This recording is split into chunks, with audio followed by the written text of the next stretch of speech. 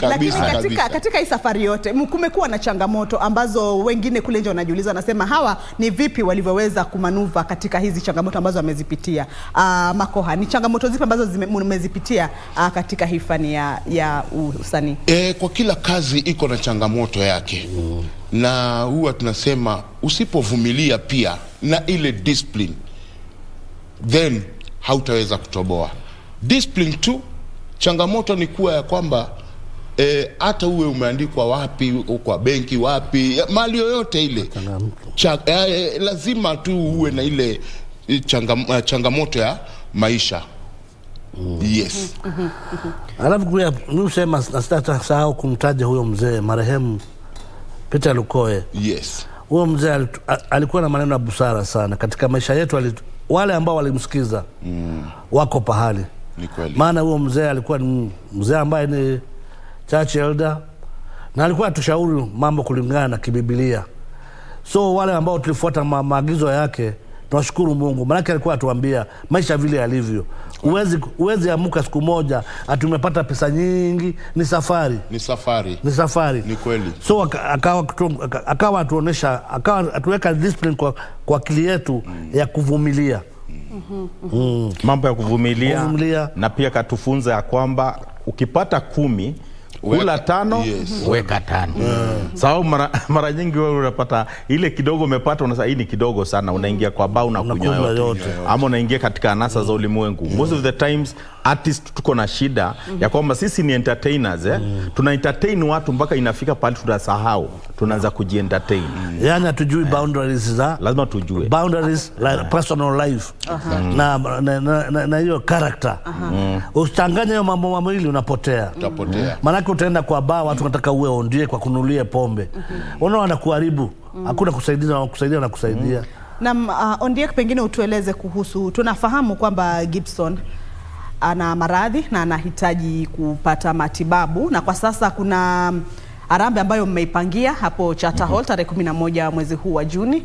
Ondiek, wewe ndio chairman, naelewa. Mimi ndio chairman. Kuna matangazo ambayo tumekuwa tukiyafanya hapa KBC, lakini kwa manufaa tu ya mtazamaji, pengine kufikia sasa mmefikia wapi? Hali ya Gibson iko vipi, na pengine kimchango ama mipango inaendelea vipi katika safari ya kutafuta matibabu kwa Gibson?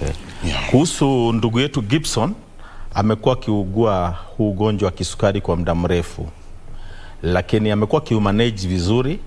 Lakini kama tunavyojua, kuna vile ugonjwa ufanya zingine na kwa in advance inafika pahali ugonjwa wa kisukari ama diabetes, kuna wakati unapata ya kwamba ina affect vital organs, na sana sana huwa inaguza vitu kama figo namna ile.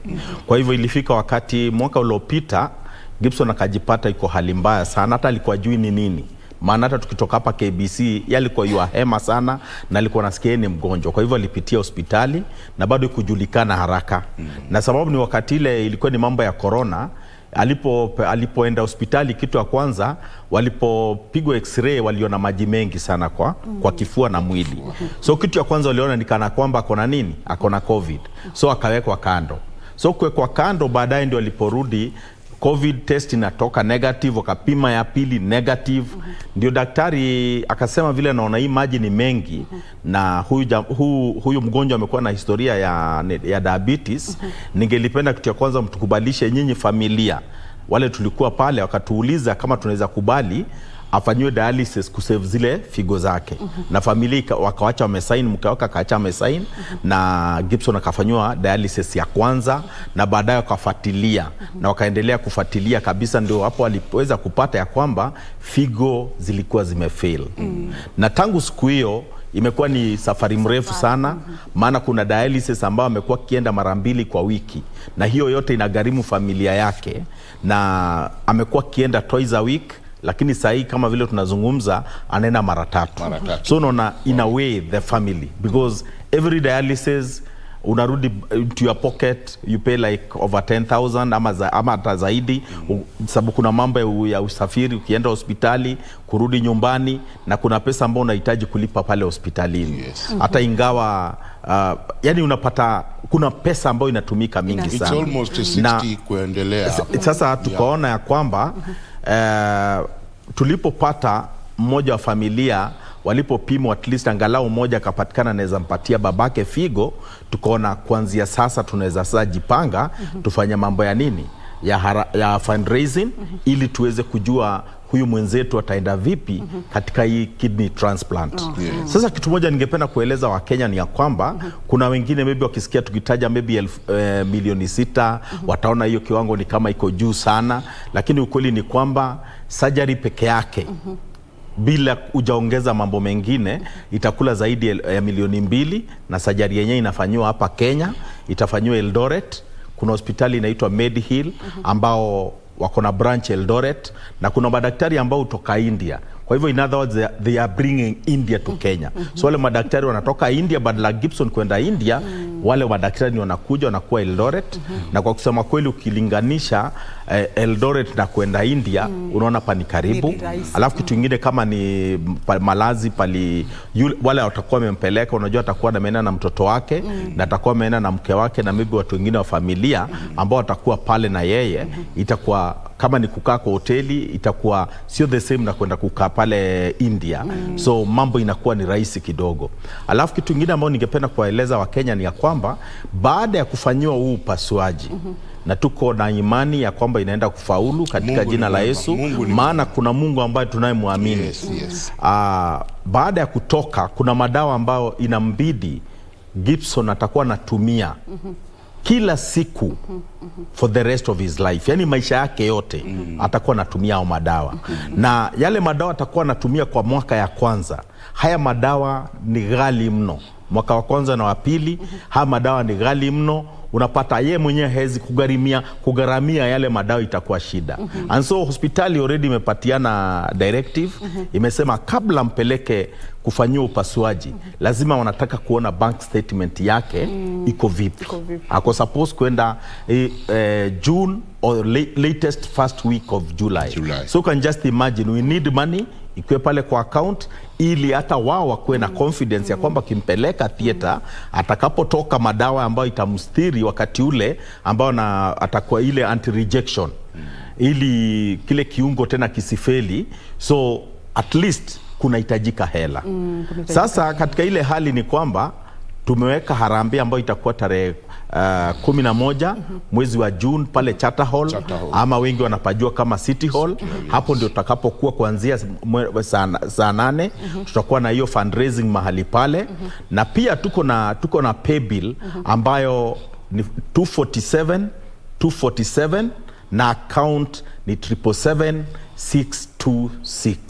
Hiyo ndio account yake ambao unaweza tuma pesa zako. Hii ni account rasmi ya medical ya Gibson Gathu Mbogwa. Tumsaidie baada ya kutoka matibabu ndio aweze kuendelea na yale madawa ambao atahitaji kutumia for the rest of his life. Ukweli ni kwamba mwezi kwa mnakuwa na fundraising kila wakati. Saa unapata ya kwamba sio kazi rahisi kwake na jamii yake. Na already ile mwendo ametembea. Kama sasa kufanywa hiyo kupima kila wakati amekuwa kienda Medihill kwenda kupimwa. Kuna vipimo vingine ambavyo amekuwa kienda ambao sisi kama kamati tumekuwa tukigharamia. Unapata kwenda mara moja kama ile ameenda ile ya mwisho alilipa 1,100 na kitu. Kuna ile nyingine lazima dota yake sasa angeenda sasa confirmation ile ya mwisho tena hela kama zile.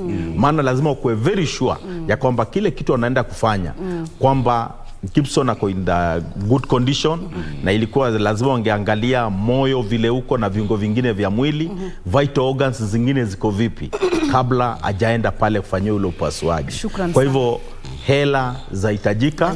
Na nauliza Wakenya wote, watu wale ambao Wakenya ambao tumekuwa tukiwatumbuiza miaka mingi, this is now your time, come let's support one of our own. Mungu akuguse at least kidogo ni kweli Makoha kama vile Makoha anasema chochote. Hakuna shilingi nzuri na mbaya.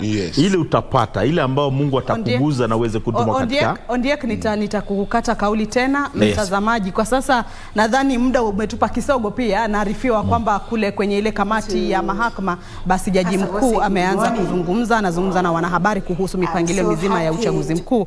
Kwa hivyo natumai tutakuwa tunavuka kule Serena. Tulikuwa tunafaa kuwafungulia mashtaka hawa wawili, lakini sidhani kama tutaweza, manake sasa jaji mkuu anazungumza kule na muda ndo huo haunasi. Nadhani itakuwa na kuaga kwa sasa. Kwa niaba ya mwenzangu Rashid Mwamkondo, mama Maliwaza, mimi ni Kamchemenza, lakini ujumbe unao kwamba tarehe 11 itakuwa ni mchango kwake Gibson Gathumbugwa ambaye anahitaji upasuaji wa figo. Mtazamaji, tutakutakia kila laheri unavyoanza weekend yako. Mimi kutoka hapa sina la ziada hadi Ijumaa ijayo. Kwa heri.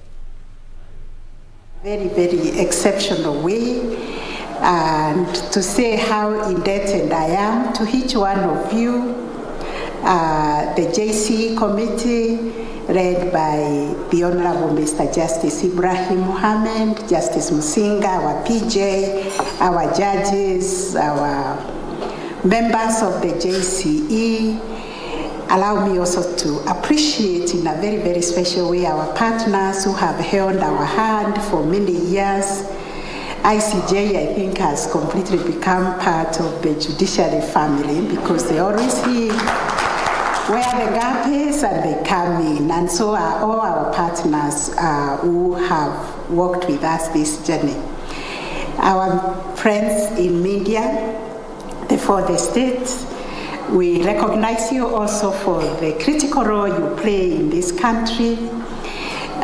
Some of you, we have worked this journey for over 30 years. Masharia Gaido, Njiro, Njamila, all of you, whenever I see you, I see the face of Kenya, and I see that Kenya is in a good place because we have such patriotic people who look out for the best interests of Kenyans, and that is the fourth estate, the media. Keep up the good work. And thank you so much for attending this breakfast meeting. We in the judiciary always feel that we have to keep up to the mandate that we are given and the obligation to report to Kenyans what it is that we are doing, especially at this very critical time, realizing that we do not serve ourselves, we serve Kenyans, and we interface with Kenyans through the media. So the media are a critical stakeholders as far as the administration of justice is concerned. So, as has been said by all the speakers, the electoral process in Kenya is a high-pressure, competitive, and often emotive undertaking that has implications for state stability and our peaceful coexistence as a nation. And we have lived experiences on how we have almost tripped during elections because we conduct ourselves very well until when it is time for elections. Then there is violence, there is fear, there is tension. Therefore, it is important for us to keep coming together to check ourselves and see how prepared we are to ensure that all of us who are given the mandate of ensuring there is free, fair, and credible elections live to that mandate. We also value elections because it's a political process that brings the participation of the people in choosing the people to govern them. We are now embracing technology, and therefore we must always ask ourselves whether the technology that we are embracing is going to integrate with our electoral process in a way that there will be proper political mobilization so that we get people express their will. We've always said we have a very good constitution that gives each one of us one vote. It doesn't matter who we are or where we are.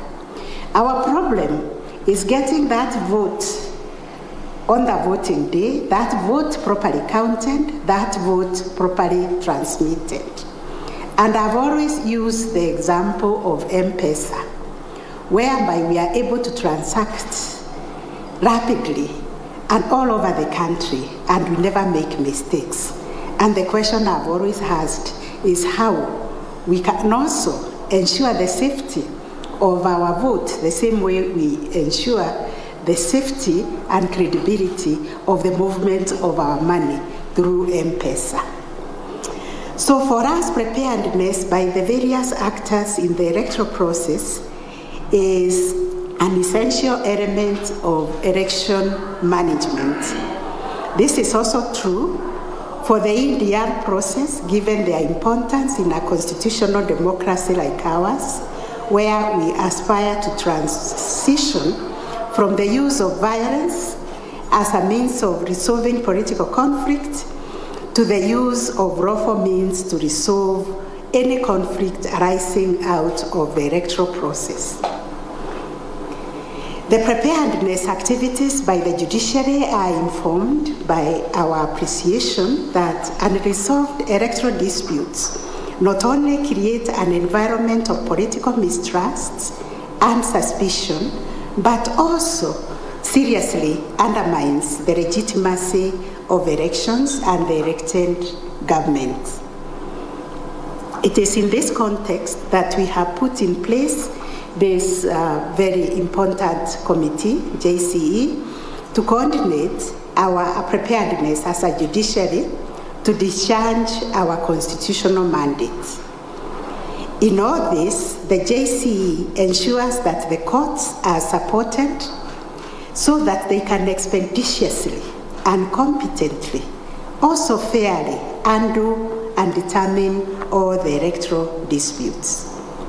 Fortunately for us, we have had the benefit of successfully undertaking electoral dispute resolution during the 2013 cycle and also the 2017 election cycles. We are building on the gains of the past two electoral cycles in our quests to develop an efficient and effective EDR process. Through this continuous improvement, we are building a culture of constitutionalism and the rule of law. Allow me again to recognize in a very, very special way the handwork and commend the JCE team led by the Honorable Mr. Justice Mohammed Ibrahim and Justice Daniel Musinga, and the entire membership of that committee for your commitment and foresight in ensuring that all the judiciary cadres, the magistracy, our researchers, the judges, and now we are retreating the next week as the Supreme Court to be prepared, all of us, and to even anticipate all the problems that we are likely to encounter when dealing with election disputes during this cycle, and to ensure that we are all coordinated through our secretariat. I note that, as explained by Judge Ibrahim in his remarks, the committee is implementing the work plan, which is almost accomplished within a very short duration, and within even the challenges that he has elicited, mostly the budgetary constraints. I'm confident that given the work accomplished so far, we are ready to handle all the NDR petitions optimally, including taking care of the anticipated scenario where we have an increase in the number of petitions compared to those launched in the previous NDR cycles. But in all this, we keep praying that the IBC will conduct elections in a way that engenders confidence of the people, so that the results that they announce will be accepted by many people, and that way we will have less disputes. The JCE undertook a review also of our laws, drawing lessons from the 2017 general election cycle. After that, they held debriefing workshops, developed a memorandum on areas of reforms touching on NDR, and engaged the legislature and other institutions in the electoral justice space on the need for legislative reforms.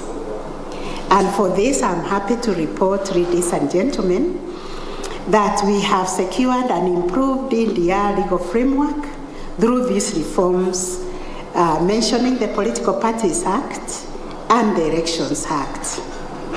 And these reforms, as you are aware, include expanding the membership of the Political Parties Disputes Tribunal, where we got ad hoc members. And through this, we were able to decentralize the PPDT, thus deepening access to justice, because people did not have to travel to Nairobi to launch their disputes with the Political Parties Disputes Tribunal. Indeed, I can confirm that due to this expansion on the membership of the PPDT, we have had a highly improved experience in determination of pre-election disputes as compared with the experience we had during the previous electoral cycle. I think we need to appreciate that there was not much violence attached to the primaries as compared to the previous cycle, and we need really to appreciate this and commend ourselves and also the political parties, because they were able to resolve the disputes emanating from the primaries using their own political parties' internal mechanisms, and those who were aggrieved by those outcomes peacefully went to the PPDT to seek resolution of those disputes. We had 168 disputes from the primaries, which were filed at the PPDT. PPDT has completed those disputes. I think we need to appreciate that. Out of those, it's only 29 that came to the High Court. And I'm told yesterday, one has been escalated to the Court of Appeal. But all these have been done in a very peaceful environment where people seek the solution of their dispute according to the law. And for this, we need to commend everybody. Other legislative reforms that the judiciary welcomes is also regarding the levels of appeals in respect to pre-election disputes, capping the levels of appeal in relation to the petitions challenging elections of the members of the county assembly to be limited only to the High Court, those of the members of parliament to be limited to the Court of Appeal, so that everybody has only one chance of appeal. This means that we now have a far improved legal terrain with respect to the resolution of all our disputes, pre-election and post-election disputes. And we are hoping to keep on improving on this. In addition to this, the judiciary also gazetted 120 special magistrates to handle election offenses disputes, and they have already undertaken their training. Thank you very much to our partners again. You enabled us to train our magistrates on how to deal with election offenses. They are now well equipped to handle any unfortunate incidences that may occur during this period of electioneering. And as highlighted by my brother Justice Ibrahim, the JCE is actually nearing completion of the India trainings. It is set out in its work plan. The trainings have been geared towards ensuring that all who will be involved in the EDR process are equipped with the requisite knowledge, skills, and competencies to manage and handle the EDR processes.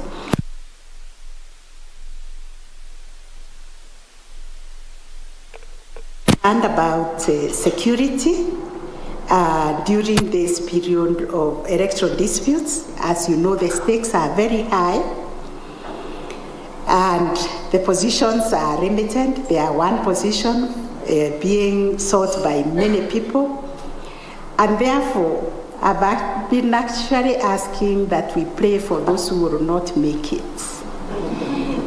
We need to counsel them. We need to encourage them to accept the faith that the position is one and it will only be won by one person, and also appreciate that they have invested heavily in that contest, and therefore they need nurturing, they need prayers, we need to walk with them this journey. So I'm certain that we will be able to work together as Kenyans, because this country belongs to all of us, even those who do not make it in those positions. God will find something for them to do, because there is always a lot to be done. So, implementing the judiciary's election preparedness work plan optimally requires that we have finances.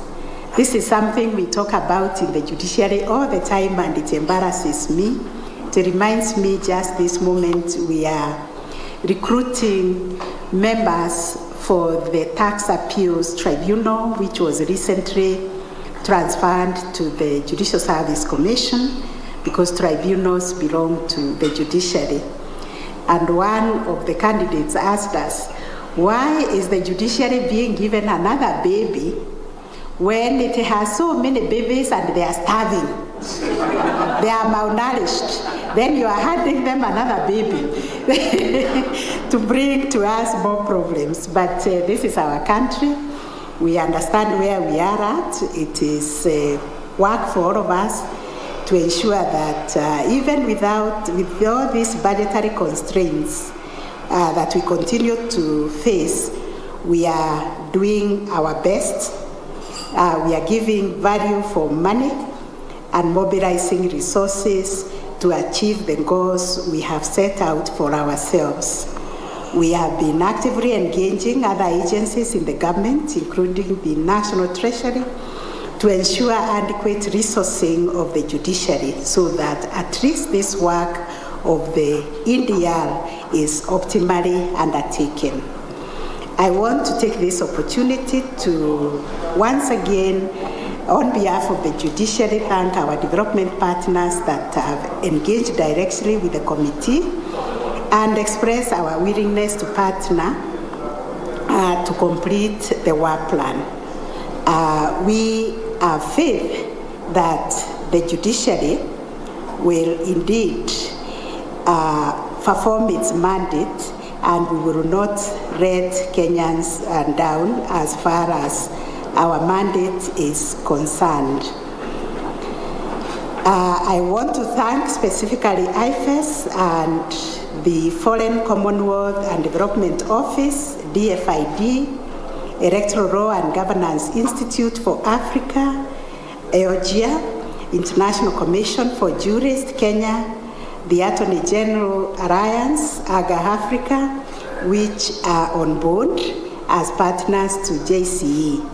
You have supported various stakeholder meetings and revision of the committee's strategic plan, as well as some of our trainings. And I want to thank you and assure you of our continued partnership in this area of ensuring that we enhance our democratic values and principles, and we promote the development of the rule of law. Ladies and gentlemen, as I have emphasized before, this is the third cycle which, since we overhauled our electoral regime in 2010, this is now time for consolidation of the gains and lessons from the previous two election cycles. The IBC, as we all keep saying, is the body vested with the mandate of conducting elections, as clear guidance on the standards to adhere to and parameters within which to manage the elections, given the judiciary's interpretation of the Constitution and electoral laws in the past electoral cycles. It is therefore our expectation that the lessons from the past judicial decisions are being considered by the IBC as it prepares to conduct the elections. Notable in this respect is the Supreme Court's nullification of the 2017 presidential election. In this decision, the Supreme Court was categorical that it nullified the election because IEBC did not conduct the presidential election in conformity with the Constitution and the Electoral law.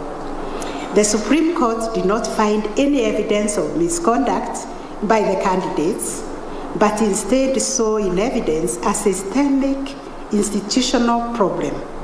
More specifically, IEBC was faulted for failure to ensure that the process of transmission and declaration of results of the presidential election was verifiable as stipulated by the Constitution. Ladies and gentlemen, you know how painful it is to nullify an election. The court specified that IEBC, while discharging its constitutional mandate, must always conform with the Constitution and electoral law by ensuring that all requisite processes are simple, accurate, verifiable, secure, accountable, and transparent. Our expectation is that IEBC is consciously working to ensure its processes meet the demands of the principles of our electoral system as elaborated under Articles 81 and 86 of the Constitution. And more importantly, that IEBC will explain to Kenyans how they have been able to look into those issues that were identified by the Supreme Court as difficult. Happily for us as the Supreme Court, we are retreating for training on our preparedness, and we will be engaging IEBC on those issues that were raised by the Supreme Court, because we do not want a repeat. We also expect IEBC to have worked or to be working with the stakeholders to consolidate the progress made in integration of technology to manage election day activities and management of the results. There should be clear steps to address some of the challenges in integration of technology in voter identification and transmission of results. This will help address some of the challenges identified in the last two cycles. We are hopeful that any electoral law reforms, including review of the elections general regulations, will take into account the opinions expressed by the courts on the need for all electoral laws and regulations to conform with and promote our constitutional standards on electoral integrity and accountability.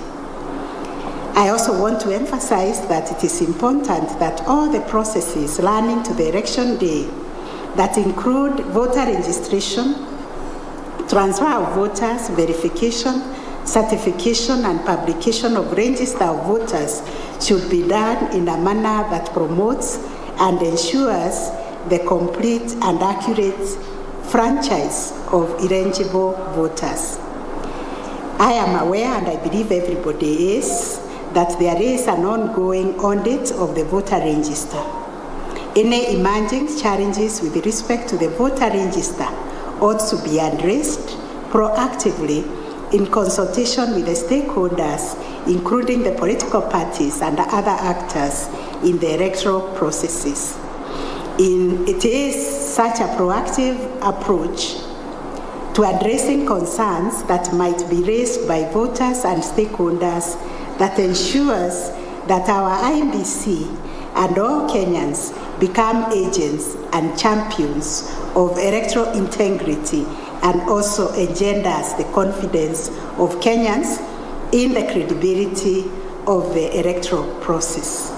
In conclusion, I want to assure our stakeholders and all Kenyans indeed that we, the Judiciary, are optimally prepared to discharge our mandate in dispute resolution with respect to any disputes that may arise during the electoral cycle.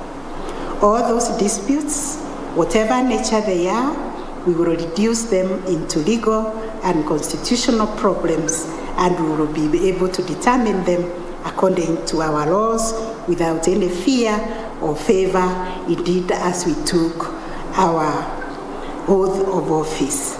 Recently, we held a day of prayer and fasting to ask God's guidance as we do this work, because we realize the challenges are sometimes bigger than us. We need divine intervention, and where we have failed, we ask God to forgive us. And I believe every Kenyan will also be confessing their sins, including IMBC, where they faltered. They will ask for forgiveness, and they will look forward to doing their work properly. All those who are aggrieved with any actions or decisions relating to the electoral process should rest assured that we have put in place mechanisms that guarantee that disputes launched before our courts or even before the political parties' disputes tribunal will be handled in a competent, fair, transparent, and expeditious manner. I urge all the duty bearers, all Kenyans, the political class, and the media to work together to make the 2022 general elections free, fair, and peaceful. It is only by working together that we will protect the right to vote, which is one of the most fundamental and cherished principles of our democracy. I thank you all for attending, for listening, and may God bless you, and may God continue to guide us and to bless this, our country, Kenya. Thank you very much.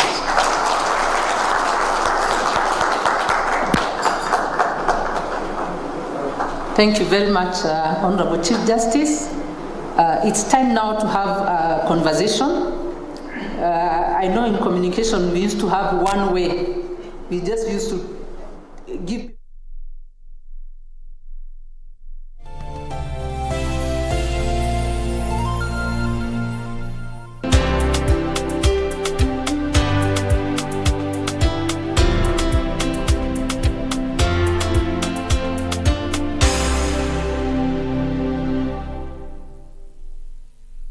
Top sports attractions on KBC Channel 1. In July, Kenya Morans face off against the DRC, Egypt and Senegal in the FIBA Basketball World Cup African qualifiers in Alexandria, Egypt from 1st to 3rd of July 2022. Also in July, Kenya plays South Africa in Rugby League test matches in Nairobi with the return fixtures set for October. Still in July, watch the World Athletic Championships from 15th to 24th July live from Oregon, USA as Kenyan athletes seek glory. Followed by the 22nd Commonwealth Games from 28th July to 8th August live from Birmingham, England. In August, join our coverage of the World Athletics Under-20 Championships from the 1st to 6th of August 2022 from Cali, Colombia. Then, in November, catch the World Half Marathon Championships on 13th November from Yangzhou, China. Now that's what sets us apart as KBC Channel 1, your true sports partner.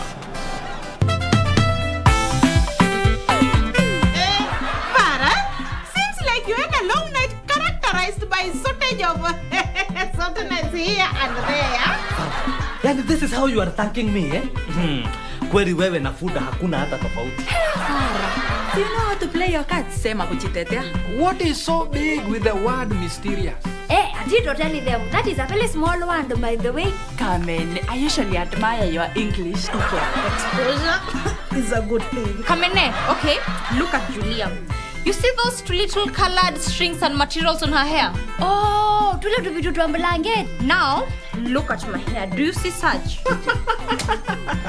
Kiswahili gani sasa fala? Ile marimu.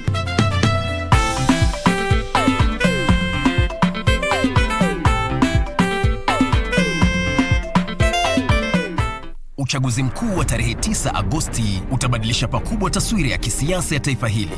Je, hii inamaanisha nini kwako wewe mpiga kura? Kila Jumapili saa 12 jioni, jiunge nao Gladys Mungai na Harith Salim kwenye makala yetu ya Kenya ya Amua, ambapo pamoja na wadau mbalimbali watajadili na kudadavua kwa kina michakato ya uchaguzi. Fanya uamuzi wa busara. Usikose kutazama Kenya ya Amua kila Jumapili kwenye runinga uipendayo ya KBC Channel 1.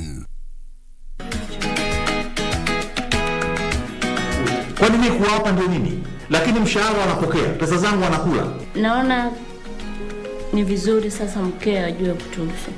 Tumekuja kukuona tuangalie ni jinsi gani utatusaidia, ama sivyo? Kabisa. Mahali ambapo huelewi ni kuwa hukuweko wewe. Basi let me escort you out. Have a good day.